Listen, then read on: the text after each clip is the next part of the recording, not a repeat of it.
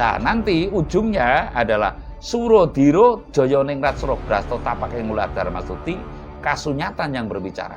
Ya, kasunyatan yang berbicara, nanti orang yang punya uang, yang seolah-olah sekarang mengatur dunia, bisa jadi kebalikannya, gitu loh.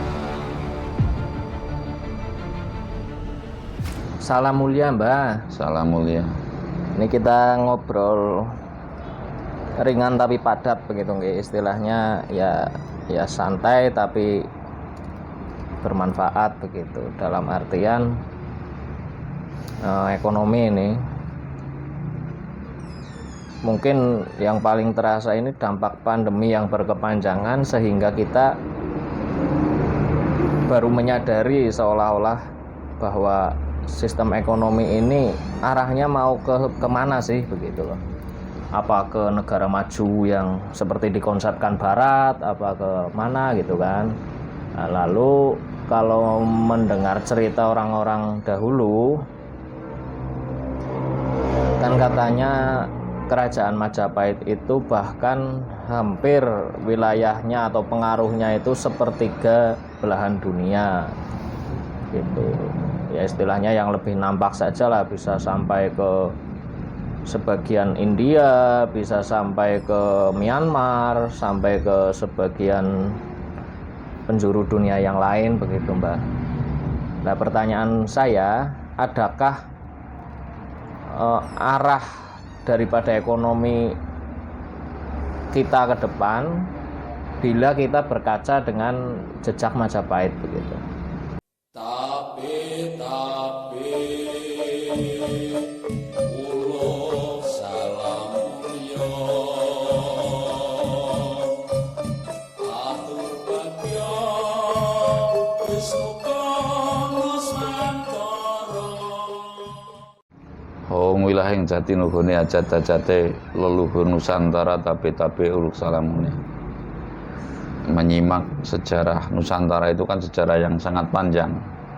Kapan dan itu kejayaannya intinya pada Majapahit lah.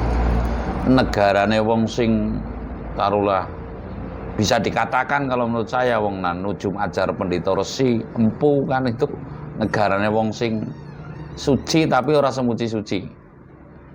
Bisa dikatakan begitu loh, bisa dikatakan andai kata kita menghayati negarane wong sing digdaya, negara orang yang punya digdaya, kedikdayaan yang tangguh tapi tidak sok tangguh, tidak sok digdaya, tidak menyombongkan diri caranya.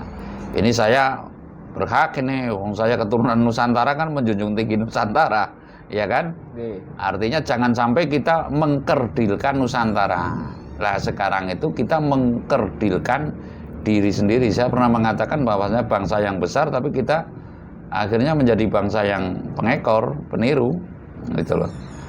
Saya meyakini ya, artinya ini konsep ekonomi nggak jelas nih, ujung pangkalnya nggak jelas. Apa yang dianut oleh bangsa kita, katanya konsep ekonomi Pancasila tapi di bibir saja. Menurut saya kan konsep ekonomi Pancasila itu koperasi, ya. Ekonomi kerakyatan itu pokoknya orang genah gitulah. Baik di Indonesia, baik tingkatan dunia, Mas. Artinya konsep kapitalis ya saya rasa nggak pas menurut alam, menurut hukum Tuhan pun ora pas. Karena di situ kan terjadi sing ora duwe modal ya kere selawase. Ya kan seperti itu. Okay. Lalu sosialis juga sulit terimplementasikan karena di situ pemahamannya sama rasa sama rata kan, seperti itu loh.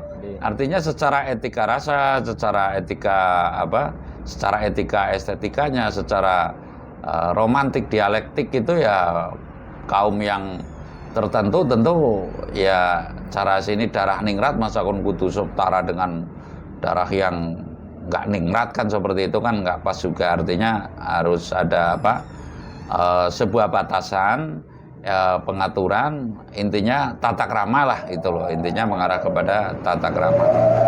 Saya meyakini bahwasanya satu saat ada salah satu putra atau putri Nusantara yang akan memunculkan kembali, karena selama ini konsep Majapahit kan tenggelam atau ada sebagian yang mengatakan selalu ditenggelamkan. Ini yang saya katakan bahwasanya negara kita itu mengkerdilkan Nusantara, ya. Sekali lagi, mengkerdilkan Nusantara, mengkerdilkan Nusantara. Nah, lalu sekarang konsep ekonomi dunia pun menurut saya mandul. Artinya dunia ini berkonsep apa? Kapitalis tidak semuanya, sosialis tidak semuanya, ya kan?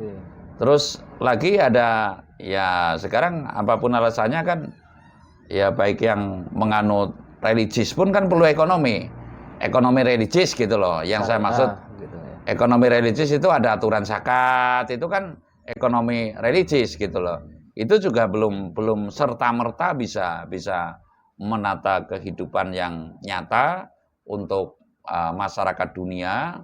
Ini yang perlu dan penting. Jadi ini ya kudune para anggota dewan yang terhormat yang berpikir seperti itu, dan wajib berpikir. Artinya ekonomi ini kan adalah sumber kesejahteraan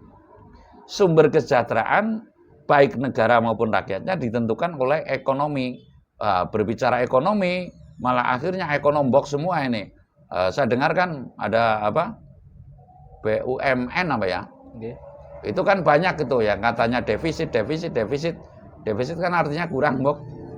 Subsidiar itu kan kelihatannya lah, gong apa, untuk apa loh punya badan usaha kalau memang tidak bisa menguntungkan, maksud saya gitu loh. Lah ini mestinya semua harus introspeksi, semua harus mawas diri, artinya dikembalikan lagi kepada nilai pengabdian yang jelas atas fungsi diri di atas bumi. Kan niatnya gue ngibadah aja ngasih diowahi niat. Cara kita niatnya gue netepi dharmaning wajib, jangan sampai diowahi niat, begitu loh.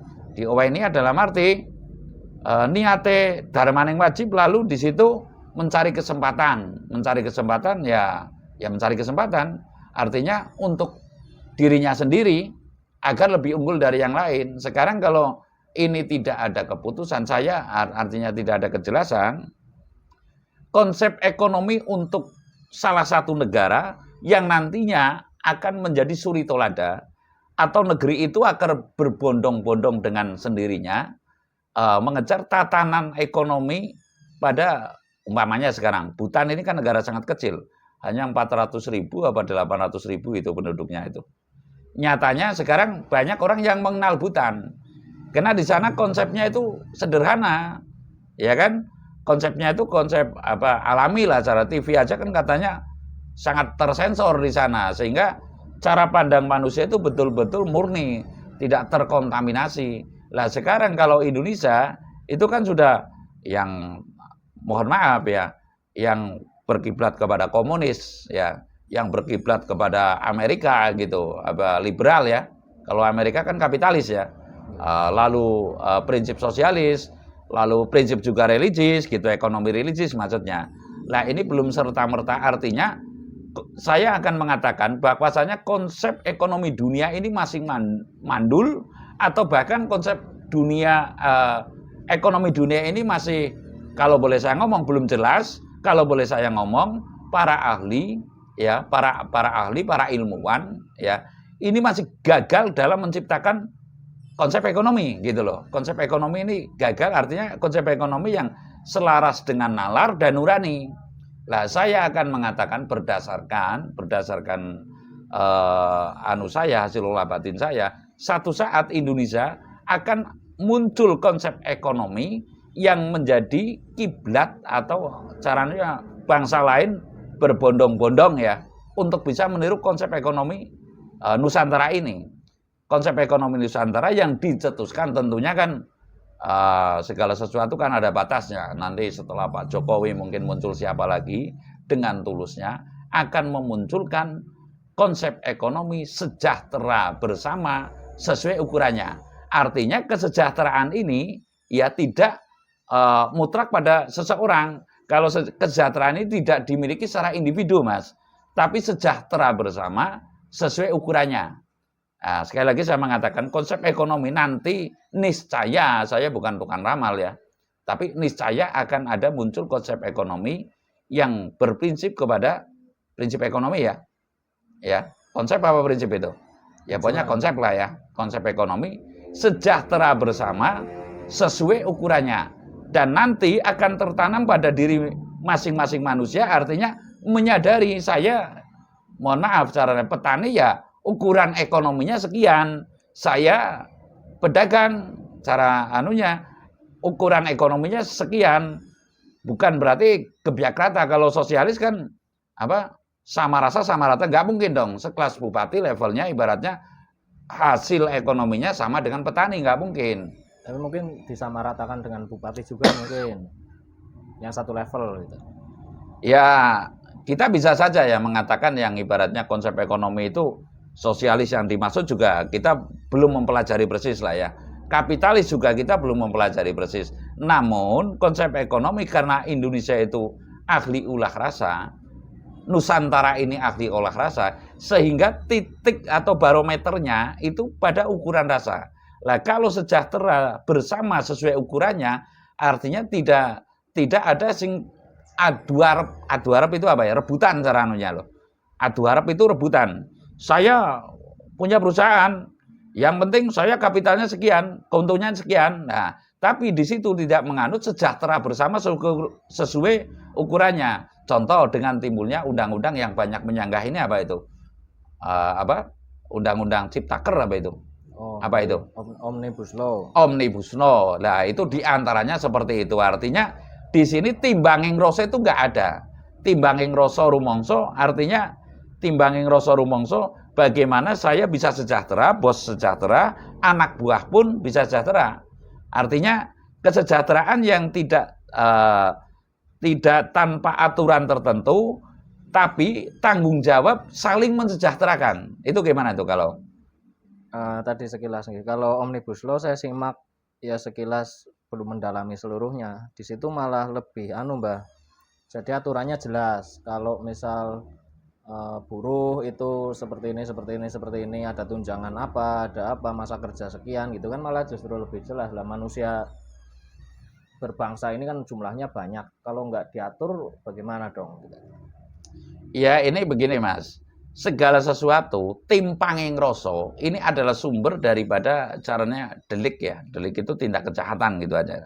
Sumber apa caranya ketimpangan itu adalah kurang timbanging rasa yang menyebabkan ketimpangan atau menyebabkan sebuah tindakan yang mengacu kepada delik atau tindak yang melanggar hukum gitu aja lah. Kan ada delik aduan, ada delik murni begitu loh.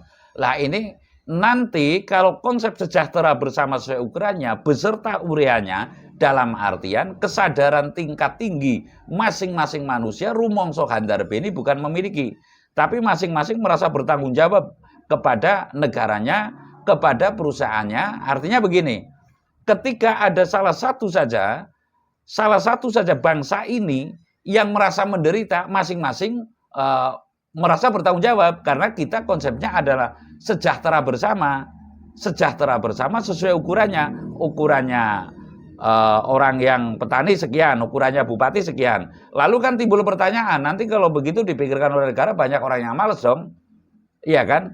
Ya, kalau nanti sudah timbul seperti itu, masing-masing niscaya akan bagaimana bisa andil untuk kepentingan umum. Intinya meletakkan kepentingan umum di atas kepentingan pribadi dan golongan. Itu meletakkan kepentingan umum ini kan kepentingan negara, Mas. Meletakkan kepentingan bangsa dan negara di atas kepentingan pribadi dan golongan. Ini yang penting diketahui. Intinya rumongso handar beni bangsa ini sejahtera bersama, itu kesejahteraan itu dimiliki dan harus, pokoknya setiap warga negara itu harus merasa sejahtera. Dan target di situ ini perlu sangat dipahami. Target dari konsep ekonomi ini bukanlah kaya, Mas. Tapi ya sejahtera itu target daripada ekonomi sejahtera bersama sesuai ukurannya itu ya kesejahteraan. Artinya berlomba-lomba dalam mensejahterakan baik dirinya maupun sesamanya. Ini kan ya kembali lagi, yang hal demikian tentunya saking agung prabawane Sang noto cara istilah Jawa itu ya pemimpin. Apabila belum ada pemimpin yang setulus-tulusnya, yang merabawani, memberikan suri tolada, niscaya ini belum akan terwujud, begitu. Oke, tanya Mbah.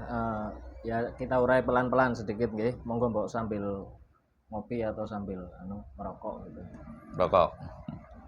Jadi begini, ini ekonomi sebenarnya saya agak merasa ruwet nih, karena ekonomi kita sekarang kan banyak yang mengatakan tidak lepas dari pengaruh globalis, begitu. Tidak lepas dari segelintir orang yang mengatur perputaran uang dunia. Ada yang mengatakan demikian, segelintir orang, entah itu dari bangsa mana lah gitu. Nah itu lalu masuk berbagai pengaruhnya melalui banyak jalur. Ada yang melalui kampanye, ada yang melalui bisnis, ada yang melalui ideologi, dan lain-lain. Ini kan sudah seperti benang kusut, Mbah.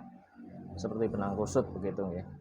Belum lagi masalah kesejahteraan olah rasa itu, memapankan atau mendisposisikan perasaan kita bersama juga untuk saat ini nampaknya agak sedikit sulit itu, Mbak. Saya pernah bertanya kepada seseorang, mengapa manusia sekarang tidak mau rukun? Tidak apa? Tidak mau rukun, Oh, okay. tidak mau bersatu, tidak mau guyub, tidak mau kebersamaan intinya. Nah, mengapa manusia sekarang tidak mau melakukan kebersamaan? Karena belum ada kondisi yang memaksa. Ketika nanti kondisi telah memaksa, ya, dipaksa oleh keadaan. Sekarang gini aja, ketika manusia dihadapkan dengan kekuatan alam yang sungguhnya, umpamanya badai seroja, kira-kira di situ butuh bersatu nggak?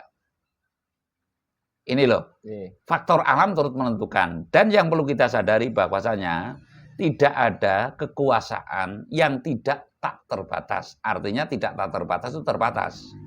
Tidak ada kejayaan manusia yang tidak tak terbatas. Ya, sepandai apapun tupai melompat pasti akan jatuh. Lah, ketika nanti apalah artinya uang, ini saya akan terjadi. Artinya begini loh, ada uang tapi nggak bisa beli karena tidak ada barangnya, gitu loh. Niscaya akan terjadi. Mungkinkah Tuhan dikalahkan oleh uang? Mungkinkah alam mau dikalahkan oleh uang untuk selama-lamanya? Maksud saya, ya, mungkinkah Tuhan seru sekalian alam akan mau dikalahkan oleh uang untuk selama-lamanya? Dan niscaya manusia terpilih oleh Tuhan itu selalu ada. Ini bagi kaum yang beriman saja gitu, yang imannya kuat gitulah. Kalau saya mengatakan nanti kaum yang beriman saja, ada yang merasa tidak beriman, sebab sekecil apapun manusia tentu ada kadar iman. Ini saya berbicara dengan yang kadar imannya mumpuni saja gitu loh. Artinya ini harus yakin. Saya mengatakan yang demikian, yang bahwasanya mungkin tidak, saking mudahnya Mas, yang namanya luas Samudra Pasifik apa ya itu, ya kan? Saking mudahnya bumi ini akan menenggelamkan salah satu pulau. Saking mudahnya. Lah ini yang irasional kalau saya dikatakan, wah, sing penting nyata nih, ya mangga saja. Ketika mohon maaf, Bung Karno belum menjadi presiden, siapa yang mau dadi balane itu? Dadi balane apa itu? Menjadi rekannya. Ya, yang mau berteman dengan Bung Karno gitu aja lah. Ketika Bung Karno itu belum itu. Ketika Pak SBY, ketika Pak Jokowi, ketika Pak Soeharto gitu loh. Itu pun tetap masih ada orang yang menyoroti kurang pas. Lah ini antarane ololan becik ini kan selalu bertempur Mas. Lah nanti ujungnya adalah Surodiro Joyoningrat Suroh Brasto Tapak Nguladar Masuti, kasunyatan yang berbicara. Ya, kasunyatan yang berbicara, nanti orang yang punya uang yang seolah-olah sekarang mengatur dunia bisa jadi kebalikannya gitu loh. Sebab kawruh Jawa ini saya meyakini kawruh yang tertinggi untuk tingkatan dunia. Jangan percaya gitu loh. Dalam hal ulah rasanya. Sekali lagi dalam hal ulah rasanya. Sehingga konsep ekonomi pun sesungguhnya cuma belum muncul. Dan sudah pernah muncul kala Majapahit gitu loh. Ketika nanti muncul, niscaya kang tebih samiya tumiung, kang cerak samiya tumungkul. Saking agunging prabawaning pemimpin gitu atau sang noto, Lah, saya bukan berarti mengisyaratkan seperti dalang itu enggak, artinya ini memang kawruh yang adiluhung yang selama ini kita mengkerdilkan dengan sendirinya begitu loh. Saya yakin satu saat dengan konsep tertentu ya sementara ini yang saya ketahui itu adalah konsep sejahtera bersama sesuai ukurannya. Nanti Indonesia ini akan menjadi pancer ekonomi, Mas. Artinya saya mengatakan sekarang konsep ekonomi dunia ini kan mandul, Mas. Ikut Amerika tidak, religius tidak, komunis tidak, sosialis pun tidak gitu loh. Artinya tidak diakuinya secara serta-merta bahwasanya kalau serta-merta kan setidaknya ya 75% menganut paham ekonomi Amerika umpamanya. Ini kan Indonesia enggak, Ya, dunia ini enggak. Malah cenderung Amerika iya, komunis iya. Lah iya kan, begitu, artinya ini campur baur lah, gado-gado ekonominya. Lah nanti ibaratnya kalau sudah saatnya niscaya Indonesia ini, Nusantara ini, konsep ekonomi Nusantara ini setidaknya 75% itu kan sudah 2/3 dunia ya. 2/3 dunia pancere ekonomi adalah berkiblat kepada Indonesia dengan konsep sejahtera bersama sesuai ukurannya gitu loh. Nah, ini dengan uraian demikian tadi panjenengan itu, apakah dengan kata lain itu berarti tidak dadak sontak begitu, Mbah? Tidak. Istilahnya berarti ada prosesi yang banyak ya begitu terkait untuk menyadarkan itu sih, untuk kesadaran bersama. Ono tembung bebasan suwe mijet weng ranti. Ini kekuasaan alam, bukan kekuasaan manusia. Namun tetap kondisi alam pun telah sinergi dengan manusia yang tertentu yang telah mengumpulkan cara itunya kalau kita berkiblat kepada para nabi itu ya mendapat wahyu dulu dan lalu secara perlahan-lahan akan bangkit kembali.